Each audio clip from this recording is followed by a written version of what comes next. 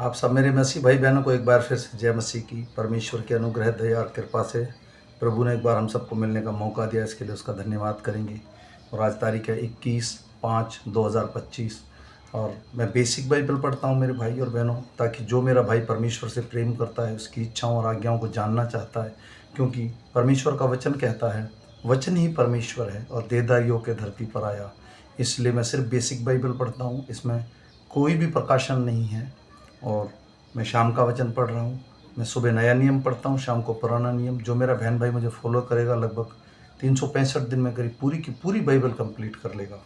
आज हम पढ़ेंगे पहले इतिहास की पुस्तक में से इसका 13, 14 और 15 अध्याय। इसके पढ़े और सुने जाने पर प्रभु की आशीष हो।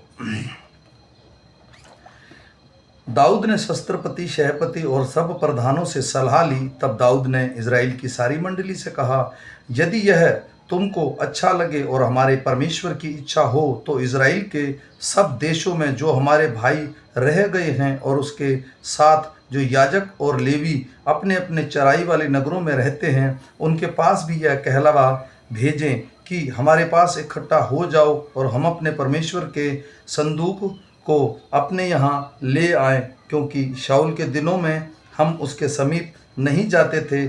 तब समस्त मंडली ने कहा कि वे ऐसा ही करेंगे, क्योंकि यह बात उन सब लोगों की दृष्टि में उचित मालूम हुई। तब दाऊद ने मिस्र के शिहोर से हमात की घाटी तक के सब इजरायलियों को इसलिए इकट्ठा किया कि परमेश्वर के संदूक को किर्यतरीम में ले आए। तब दाऊद सब इजरायलियों को संग लेकर बाला को गया, और किर्यतरीम भी कहलाता है यहूदा के भाग में था, कि परमेश्वर यहोवा का संदूक वहां ले आए। वह तो करूबों पर विराजने वाला है और उसका नाम भी यही लिया जाता है। तब उन्होंने परमेश्वर का संदूक एक नई गाड़ी पर चढ़ाकर अबीनाबाद के घर से निकाला, और उज्जा और ओहिया उस गाड़ी को हाँकने लगे। दाऊद और सारे इज़राइल परमेश्वर के सामने तन मन से गीत गाते और वीणा, सारंगी, डफ, झांझ और तुरियां बजाते थे। जब वे किदोन के खलिहान तक आए, तब उज्जा ने अपना हाथ संदूक को पकड़ने के लिए बढ़ाया, क्योंकि बैलों ने ठोकर खाई थी। तब यहोवा का कोप उज्जा पर भड़क उठा और उसने उसको मार डाला, क्योंकि उसके संदूक पर हाथ लगाया था। वह वही परमेश्वर के सामने मर गया। तब दाऊद अप्रसन्न हुआ, इसलिए कि यहोवा अज्जा पर टूट पड़ा था, और उसने उस स्थान का नाम पेरेसुज्जा रखा।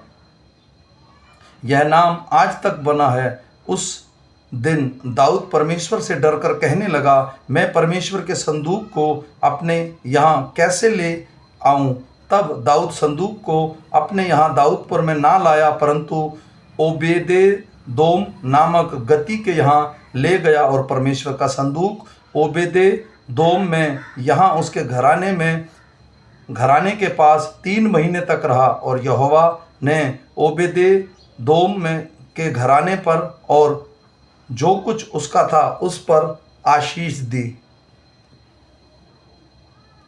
सोर के राजा हीराम ने दाऊद के पास दूत भेजे और उसका भवन बनाने को देवदारू की लकड़ी और राजमिस्त्री और बढ़ाई भेजे। तब दाऊद को निश्चय हो गया कि यहोवा ने उसे इज़राइल का राजा करके स्थिर किया है, क्योंकि उसकी प्रजा इज़राइल के निमित्त उसका राज्य अत्यंत बढ़ गया था। यरूशलेम में दाऊद ने और स्त्रियों से विवाह कर लिया, और उनके बेटे बेटियां उत्पन्न हुई। उनकी जो संतान यरूशलेम में उत्पन्न हुई, उनके नाम ये है: शम्मू, शोबाब, नातान, सुलेमान, यिभार, एलीहू, एलपेलेत, नोगह, नेपेग, यापी, शलीशाम,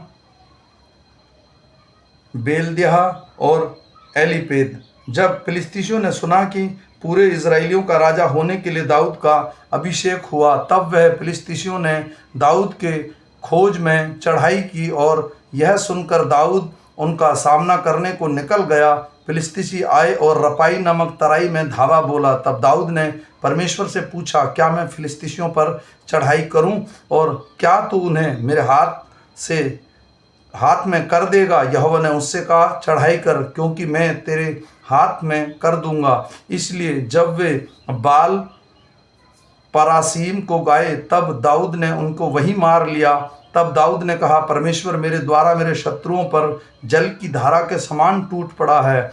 इस कारण उस स्थान का नाम बाल परासीम रखा गया। वहाँ वे अपने देवताओं को छोड़ गए और दाऊद की आज्ञा से वे आग लगाकर फूंक दिए गए। फिर दूसरी बार फिलिस्तीशियों ने उसी तराई में धावा बोला। तब दाऊद ने परमेश्वर से फिर पूछा और परमेश्वर ने उससे कहा, इसका पीछा मत कर। उसने मुड़कर तूत के वृक्षों के सामने से वह छापा मारा, और जब तूत के वृक्षों की फुंगनियों में से सेना के चलने की सी आहट तुझे सुनाई पड़े, तब यह जानकर युद्ध करने से को निकल जाना कि परमेश्वर फिलिस्तीशियों की सेना को मारने के लिए तेरे आगे आगे जा रहा है। परमेश्वर की इस आज्ञा के अनुसार दाऊद ने किया और इजराइलियों ने फिलिस्तीशियों की सेना को गिबोन से लेकर गेजेर तक मार लिया। तब दाऊद की किर्यातरीम सब देशों में फैल गई और यहोवा ने सब जातियों के मन में उसका भय भर दिया। तब दाऊद ने दाऊदपुर में भवन बनाए और परमेश्वर के संदूक के लिए एक स्थान तैयार करके एक तंबू खड़ा किया। तब दाऊद ने कहा, लेवियों को छोड़ और किसी को परमेश्वर का संदूक उठाना नहीं चाहिए, क्योंकि यहोवा ने उसको इसीलिए चुना है कि वे परमेश्वर के संदूक को उठाएं और उसकी सेवा टहल सदा किया करें। तब दाऊद ने समस्त इजरायलियों को यरूशलेम में इसलिए इकट्ठा किया कि यहोवा का संदूक उस स्थान पर पहुंचाएं जिसे उसके लिए तैयार किया गया था। इसलिए दाऊद ने हारून की संतानों और लेवियों को इकट्ठा किया, अर्थात कहातियों में से उरियेल नामक प्रधान को और उसके 120 भाइयों को, मरारियों में से जो असाया नामक प्रधान को और उसके 220 भाइयों को, गरशमियों में से योएल नामक प्रधान को और उसके 130 भाइयों को, एलीसापानियों में से शमायाह नामक प्रधान को जो उसके 200 भाई को, हेब्रोनियों में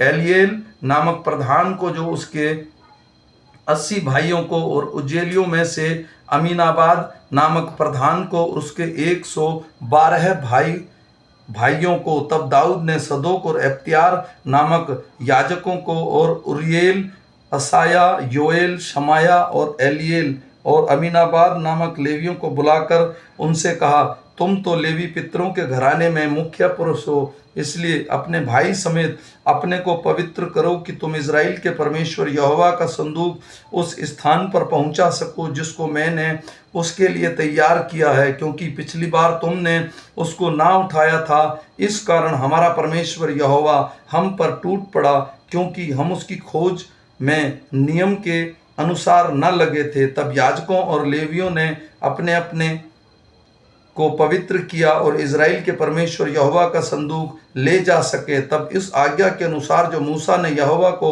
वचन सुनाकर दी थी, लेवियों ने संदूक के डंडों के बल उसको कंधों पर उठा लिया।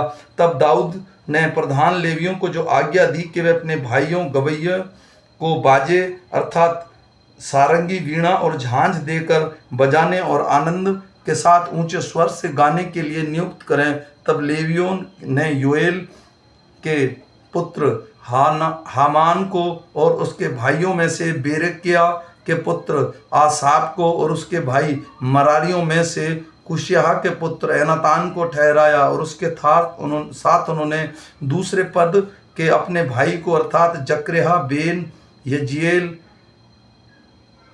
शमीरामोत, यहिएल, उन्नी, एलियाब, बनायाह, मासेहा, मतीहा, एलिपेल, मिकलोनिहा, ओबेदोदोम और पिएल को जो द्वारपाल थे, यो हेमान, आसाप और एतान नाम के गवैयों को पीतल की झांझ बजा बजा कर राग चलाने को, और जकरिया, अजिएल, शमीरोत, ययेल, उन्नी, अलियाब, मसाया और बनाया अलामोत नामक राग में सारंगी बजाने को, और मतिहा, एपिएल, मिल्किनिया, अबेदेदोम, येल और अजिया वीणा खर्ज में छोड़ने को ठहराए गए। राग उठाने का अधिकार कनन्या नामक लेवी का प्रधान था, वह राग उठाने के विषय शिक्षा देता था, क्योंकि वह निपुण था। बेरकिया और एल्काना संदूक के द्वारपाल थे, और शबन्या,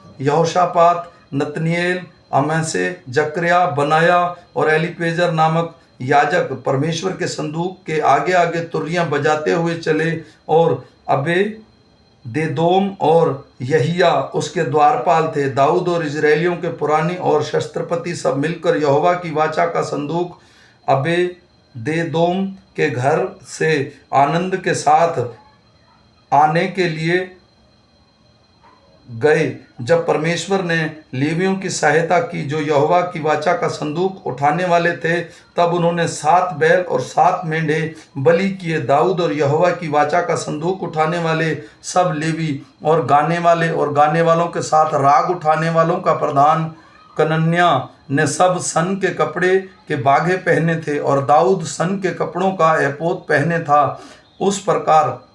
इस प्रकार सब इजरायली यहोवा की वाचा के संदूक को जय जयकार करते और नरसिंगे, तुरियां और झांझ बजाते और सारंगियां और वीणा बजाते हुए चले।